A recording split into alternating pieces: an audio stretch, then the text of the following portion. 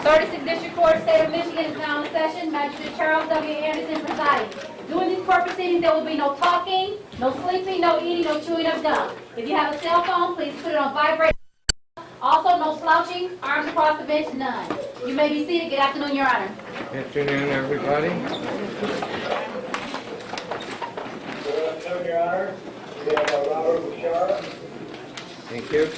Good afternoon, Your Honor. Good afternoon. Case number 12646, the people of the state of Michigan versus Robert Bashara.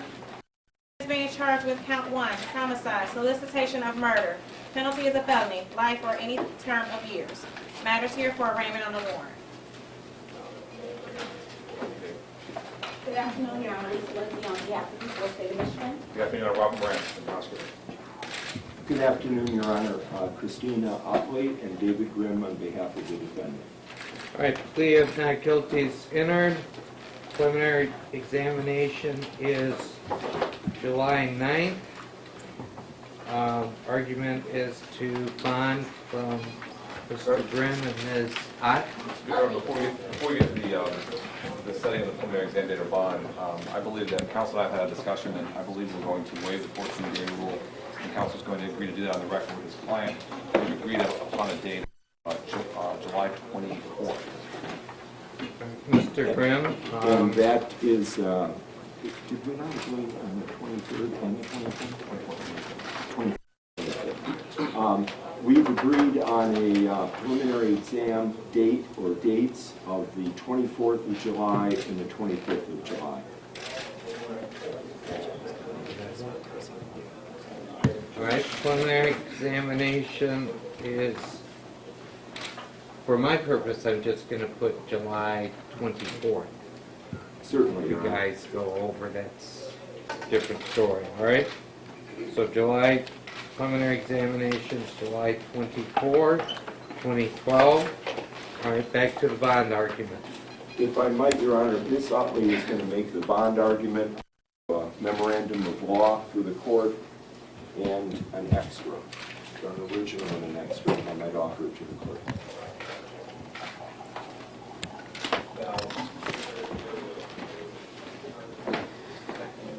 Ms. Good Otley? afternoon, Judge. Otley, I'm sorry. Yes. Just briefly, I would like to start by referring us to Michigan Court Rule 6106 that is applicable to this case. The language in that rule says that the court may deny pretrial release where there is a murder charge or first-degree murder charge, not solicitation to commit murder, and if the court finds that there's proof of the defendant's guilt that is evident or the presumption great. Judge, there is a case that came down from the Michigan Supreme Court in 2004 that is right on point with ours today. That defendant in that case, People versus Javins, 2004, Michigan Supreme Court, the defendant was charged with solicitation to commit murder. And in that case, the court cited, in their opinion, that, and this is to paraphrase, the text of the Constitution, the statute, and the Michigan court rule all determined that solicitation to commit murder is not an offense for which bail may be altogether denied. In fact, one of the justices, Justice Young, wrote in a concurring opinion that the circuit court declined to set bail for a defendant in spite of clear contrary legal authority. So it was clear from that case that the law is that bond cannot be denied where a defendant is charged with solicitation of murder. There's several other factors that are obviously at play in your consideration. In this particular case, my client, Mr. Bashara, has absolutely no criminal record. Adult, juvenile, criminal record, none whatsoever. In terms of flight of risk flight, he has cooperated with the investigation in the death of his wife, Jade Bashara, from 5 months ago. And during this entire period, he has met with authorities and investigators on 4 separate occasions. He has gone in for handwriting analysis. He's gone in for 2 polygraph tests. each and every time he's asked to come in to speak to authorities, he's gone in, he's gone place, he's gone on time, he's shown up, he's complied in every possible way. In addition, he's done this with knowing that he was a person of interest and that he was under close scrutiny by the authorities, but he still fully cooperated. In addition, during these 5 months, he also traveled to Iowa and Canada, and he returned per his schedule as he said he would do. So in this case, really, Mr. Bashara has shown is a history and a pattern of actions that show that he is more than willing to cooperate with his court and to appear whenever necessary. There's absolutely no addiction or substance abuse in terms of alcohol or drug with Mr. Bashara. His mental condition is basically what you would expect for a person in this situation. He's obviously stressed. He's still grieving the loss of his wife, but he's functioning. He's still, up to a couple days ago, he was still maintaining his properties, which is his livelihood, and he is stressed out, but there's no instability in terms of being a threat to society. Employment and financial status in terms of being able to meet bond. If it's a reasonable bond, he has assets, he's a homeowner, he also owns numerous rental properties, so he'd be able to do that. Mr. Bashara is a third-generation Grosse Pointer. He has been there forever. He's there, he loves the place, he's not going anywhere. He's got so many ties to the community in terms of community service, church activities. He organizes charity events.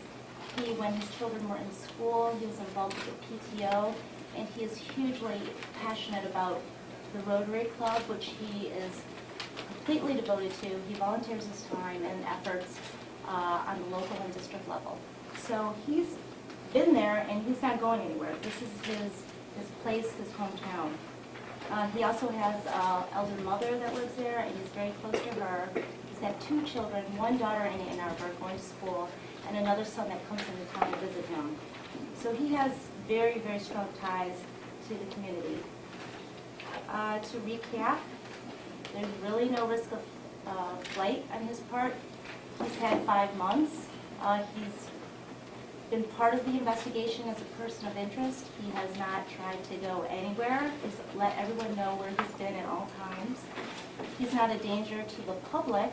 I think there's several members of his community that are all involved in all his activities that would vouch for him and say that they have never seen him act in any violent manner. He's not dangerous in any way, and he's not even aggressive by nature as a person.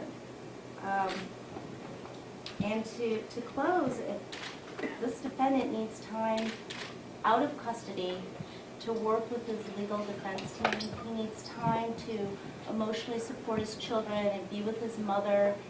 He is not the type of defendant that you may normally see in this court. It's a very unique case. He has absolutely no criminal history. If you're so inclined, perhaps he might be a candidate for GPS tether if we need some sort of safeguard. But at this point, the defense is respectfully requesting that this court exercise its sole discretion in terms of bond and to set a reasonable and fair amount for Mr. Bashara. Thank you. Thank you.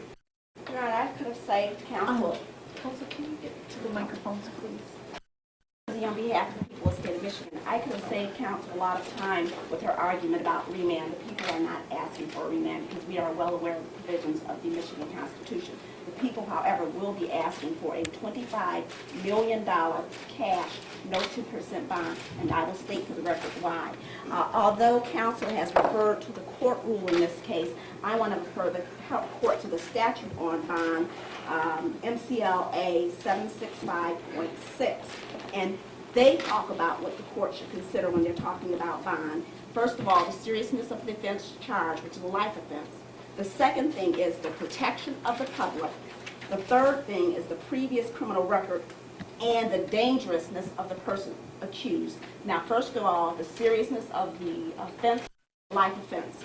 For protection of the public, I think a high cash bond is in order for the protection of the public, and I have several instances which I'm going to refer the court to support the reasons why Mr. Bashara should be held on a high cash bond. Mr. Bashara was in a long-time relationship with Rachel Gillette, his girlfriend in this case, who he initially denied having a relationship with when this first came out. On March 12th, Mr. Bashara came to her door late at night, banged on the door. The neighbor thought Mr. Bashara was breaking into the house at that point. She made a police report to that effect. That was on the 12th of March. On the 14th of March, Ms. Rachel Gillette's attorney sent Mr. Bashara's attorney a letter indicating Ms. Gillette feels threatened, intimidating by his actions. If the continued harassment or contact of any kind continues after the date of this letter, you will leave us no choice but to seek a personal protection order. That letter was served on Mr. Bashara's attorney via fax, email, and U.S. certified mail.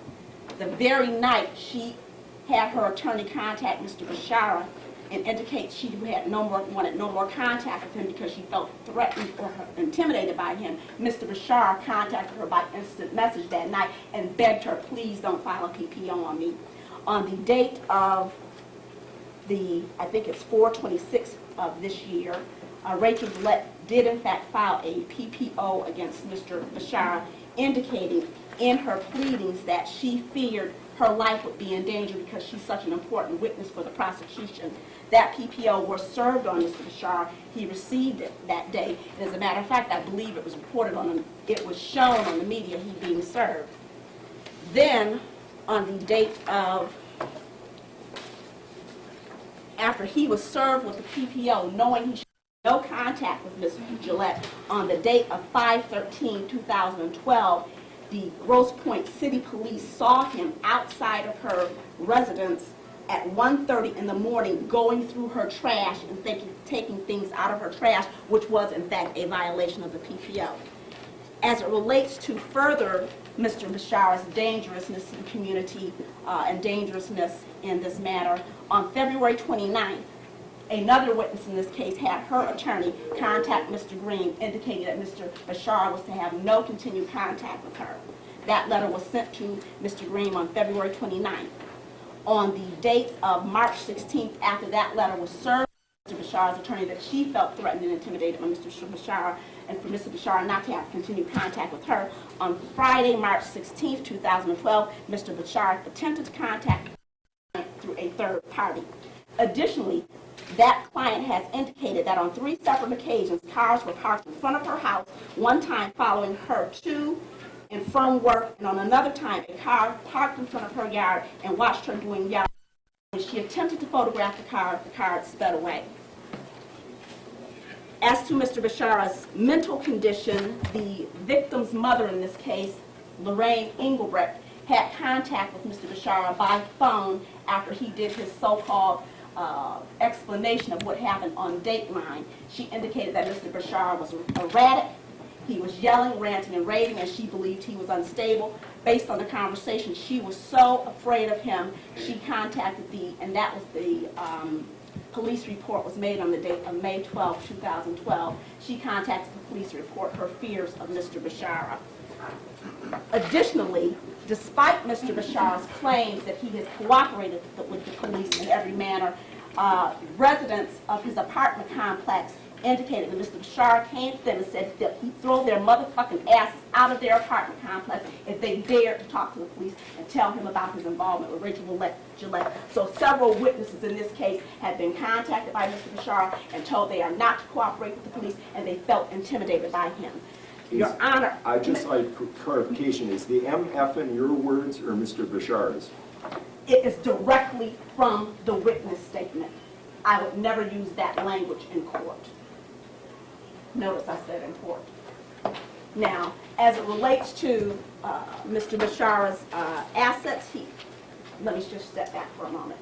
Mr. Bashara is charged with solicitation to murder. We have evidence that Mr. Bashara did contact at least 2 people in an attempt to have Mr. Joe Gentz killed in jail.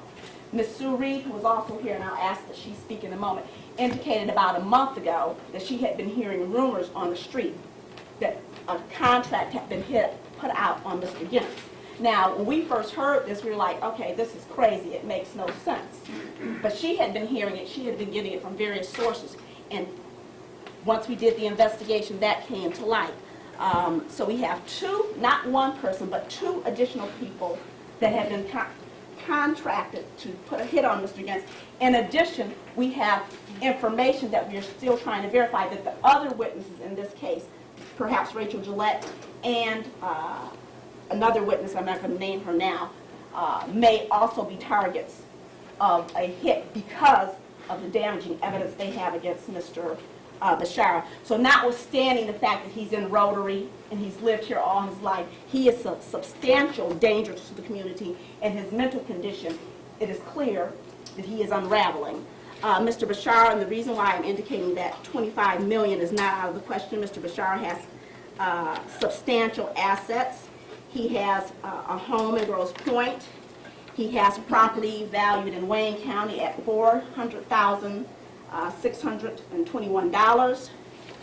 And Macomb County, he has several properties in excess of, I think 3 properties with the value of in excess of $3 million.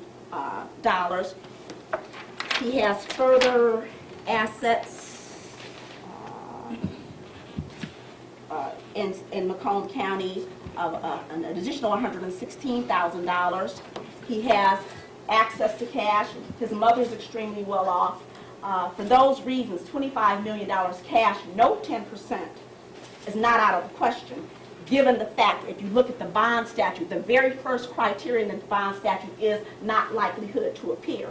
The very first criteria is seriousness of the offense, which is, this is the most serious offense, and the next thing they go to is protection of the community. The last thing they speak to in the bond statute is his likelihood to appear.